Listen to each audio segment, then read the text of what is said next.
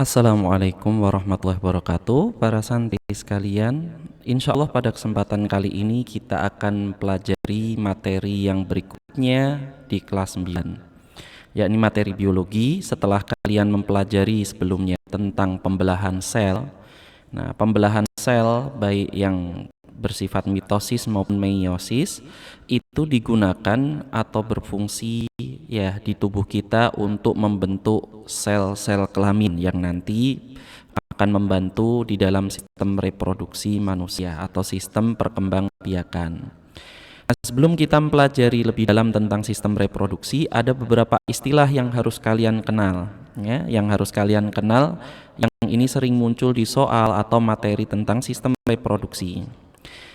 Ada beberapa istilah itu. Yang pertama adalah istilah gonad ya. Gonad atau kalau dalam bahasa Indonesia disebut kelenjar kelamin, yakni bagian tubuh kita, biasanya organ yang dia menghasilkan sel kelamin dan hormon reproduksi. Jadi fungsi atau tugas gonad tubuh kita itu adalah menghasilkan sel kelamin dan hormon reproduksi. Kalau pada pria ini jumlahnya ada sepasang yang disebut dengan istilah testis ya.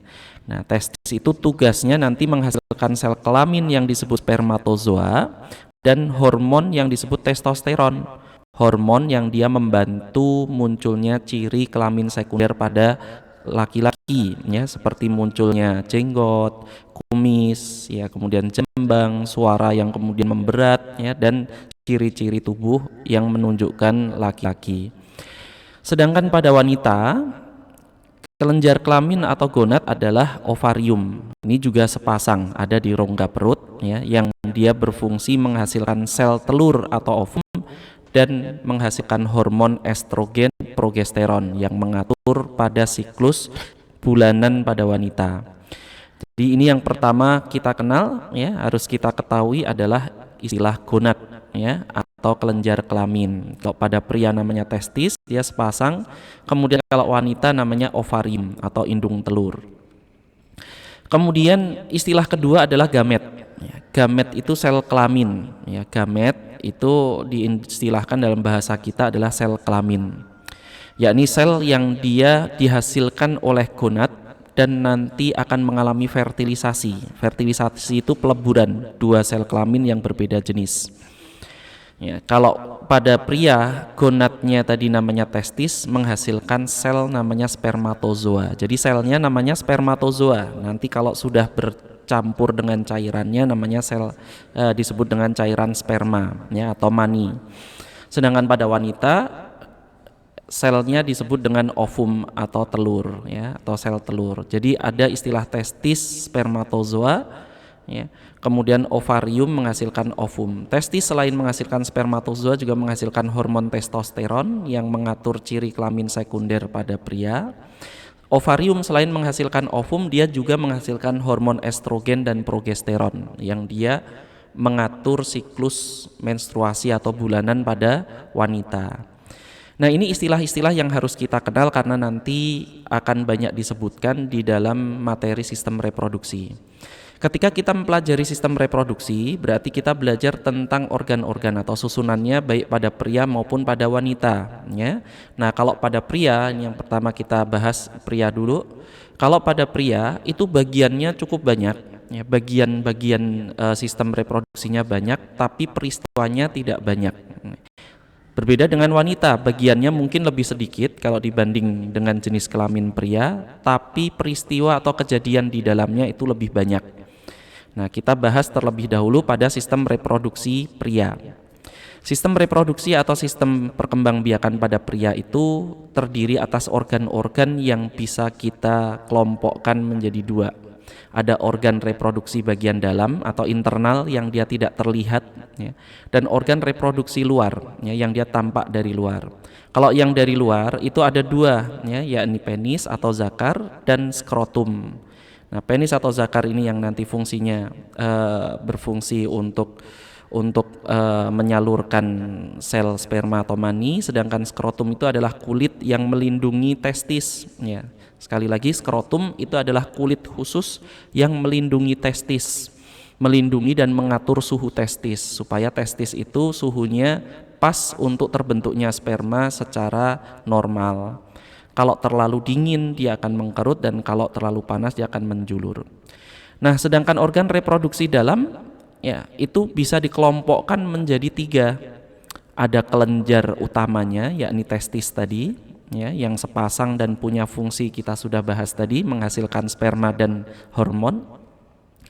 Kemudian saluran-saluran pengeluarannya ya, yang dia terdiri atas beberapa saluran utama dari testis, nanti ada epididymis. Kemudian dari epididymis naik ke atas ada vas deferens. Kemudian ada saluran ejakulasi atau ductus ejaculatoris, dan pengeluarannya ya keluar dari tubuh pria melewati saluran uretra.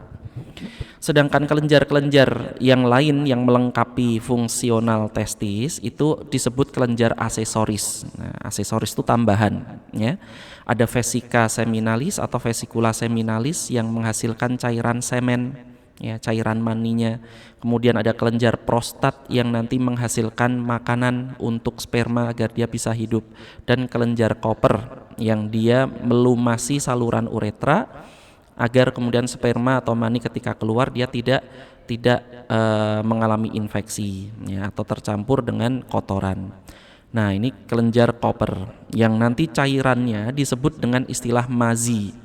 Jadi kalau cairan dari testis berisi sel sperma namanya mani, cairan kelenjar Koper ini disebut dengan mazi ya, cairan yang dia dalam ilmu fikih ya dibahas secara khusus, termasuk cairan yang dihasilkan oleh kelenjar atau alat kelamin. Kita lihat susunan dan fungsinya secara lebih mendalam ya, mulai dari saluran pengeluarannya. Jadi dimulai dari testis. Testis itu sepasang memiliki fungsi untuk tempat spermatogenesis atau untuk menghasilkan sperma. Ya, jadi dia menghasilkan sperma di satu saluran. Jadi testis sendiri itu berupa kumpulan saluran kecil yang sangat panjang, disebut dengan tubulus seminiferus. Di tubulus seminiferus itulah dihasilkan jutaan ya, bahkan sampai ratusan juta sel sperma, yang nanti sedikit demi sedikit dia akan melewati saluran epididymis. Nah, di saluran epididymis yang berkelok-kelok ini ya, dia sperma itu mengalami pematangan. Pematangan artinya sperma yang awalnya tidak bisa bergerak menjadi bisa bergerak ya. Dia mulai bisa bergerak, kemudian menggerakkan ekor, dan nanti akan mengalami penyimpanan di saluran panjang ke atas yang disebut dengan vas deferens. Jadi disitulah sperma itu nanti disimpan ya. Nah, sampai kemudian ketika akan dikeluarkan dari vas deferens itu, kemudian sel sperma akan berada di saluran ejakulasi atau ductus ejaculatorius. Nah, disitulah nanti sperma akan ketemu dengan zat-zat atau cairan dari kelenjar-kelenjar yang lain. Ada kelenjar prostat ya, kemudian kelenjar bulbo uretralis gitu ya. Nah, dan lain-lain. Sedangkan untuk pengeluarannya kemudian nanti dia melewati saluran khusus ya, yang keluar melewati penis, yaitu saluran uretra. Itu saluran akhir reproduksi pada pria yang digunakan untuk mengeluarkan mani atau sperma. Nah, ini kelenjar-kelenjar kelamin yang menjadi kelenjar aksesoris tadi ya. Ada kelenjar vesikula seminalis ya. Vesikula seminalis itu menghasilkan cairan semen ya, cairan sementum ya, yang dia mengandung zat makanan, ada fruktosa dan makanan bagi sperma. Kemudian ada kelenjar prostat, ini hanya dimiliki oleh pria ya, kelenjar-kelenjar ini. Nah, prostat ini adalah kelenjar yang dia melingkar ada di bawah kantung kemih, yang dia berfungsi untuk menghasilkan cairan alkalis. Alkalis itu basa ya, yang nanti berfungsi untuk menetralkan kondisi lingkungan luar tubuh yang sifatnya asam agar sperma tidak mati. Nah, kelenjar prostat ini kalau pada orang yang pria atau kakek-kakek lah ya, yang sudah mulai lanjut usia, berapa persen ya, sekian persen dari laki-laki itu mengalami pembengkakan kelenjar prostat.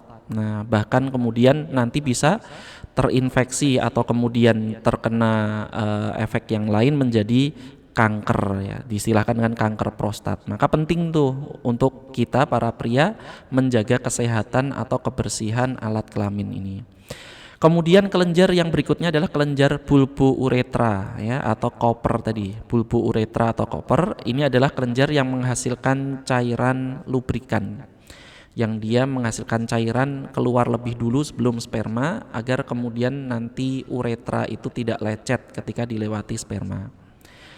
Nah, itu pada pria ya. Sekarang kalau sistem reproduksi pada wanita juga dibagi menjadi dua bagian, ada internal, ada eksternal. Yang internal ya disebut dengan reproduksi dalam, terdiri atas saluran-salurannya ya, selain kelenjar ovarium, terdiri dari saluran telurnya disebut dengan oviduk ya. Oviduk itu dari dua kata, ovo dan ductus ya, ovo dan ductus. Ovo itu telur, ductus itu saluran. Oviduk saluran telur. Disebut juga tuba Fallopi ya. Fallopi itu adalah Thomas Fallopio, dari nama orang yang menemukan atau meneliti itu. Sedangkan tuba itu artinya saluran atau pipa.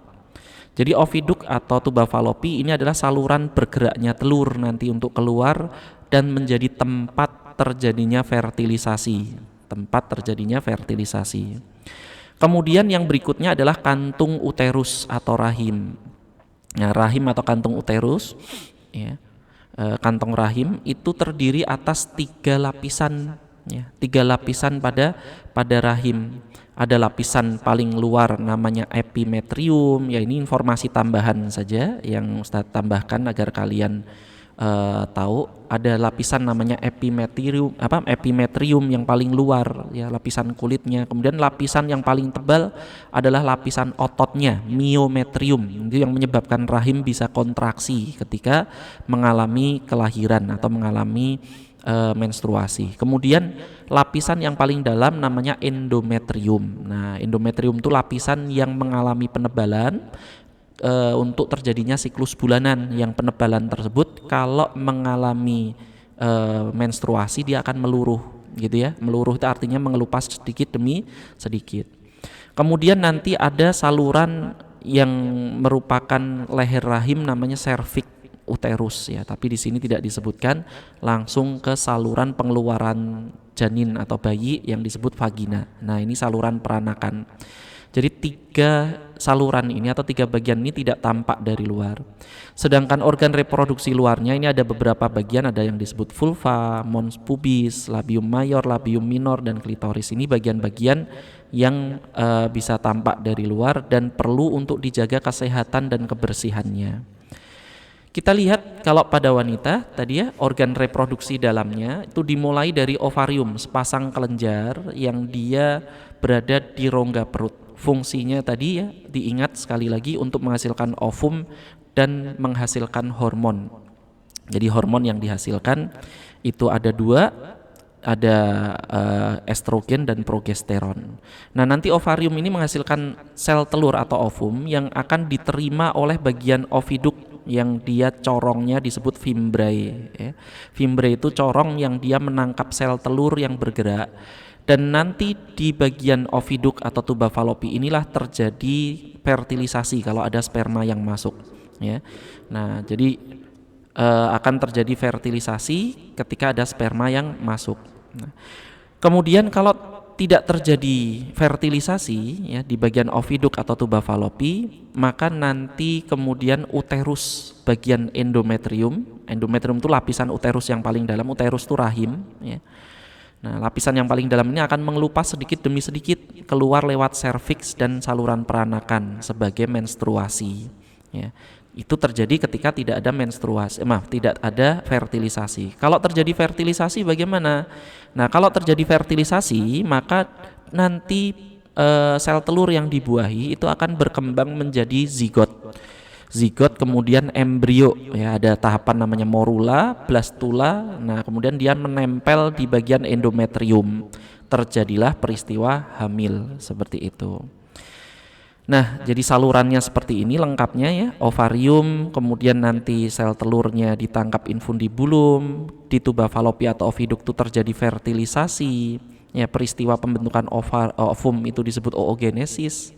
ya. Nah, nanti kemudian terjadi kehamilan nempel di uterus. Serviks sendiri itu berfungsi untuk melindungi rahim jika terjadi kehamilan.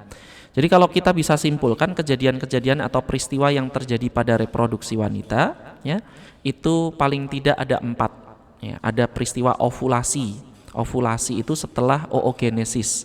Oogenesis itu pembentukan sel telur, ovulasi adalah pelepasan ovum atau sel telur dari ovarium. Yang ini terjadi pada hari ke-14 setelah menstruasi hari pertama, ya. Dan itu mengawali hari subur wanita. Jadi kalau ada sperma masuk, maka ada kemungkinan untuk terjadi fertilisasi. Kemudian yang kedua adalah peristiwa fertilisasi. Fertilisasi itu pembuahan, yaitu peleburan sel sperma dan ovum yang hasilnya nanti menjadi zigot. Ini mengawali peristiwa terbentuknya keturunan, ya, yang itu terjadi di tuba falopia atau oviduk. Nah, nanti kalau menjadi zigot, kemudian zigot itu menjadi berkembang menjadi morula, kemudian blastula. Nah, blastula kemudian mengalami nidasi atau penempelan ke dinding rahim. Ya. Nah, menempelnya ke dinding rahim itu mengawali proses kehamilan yang nanti kemudian hamil selama 9 bulan 10 hari, berkembang dia menjadi janin, ya. Janin yang memiliki anggota tubuh lengkap mungkin, ya. Nah, kalau tidak terjadi nidasi, ya, maka yang terjadi adalah menstruasi, siklus bulanan wanita, yakni peluruhan atau pelepasan dinding rahim bagian endometrium, ya. Nah, ini merupakan siklus bulanan pada wanita yang diatur oleh hormon estrogen dan progesteron. Nah, alhamdulillah itu materi tentang sistem reproduksi, ya. Semoga kalian bisa memahami, ya, dan menerapkan manfaat dengan menjaga alat reproduksi kita, ya, kesehatannya maupun kebersihannya serta kesuciannya. Ya, semoga bermanfaat. Alhamdulillahirabbil alamin. Wassalamualaikum warahmatullahi wabarakatuh.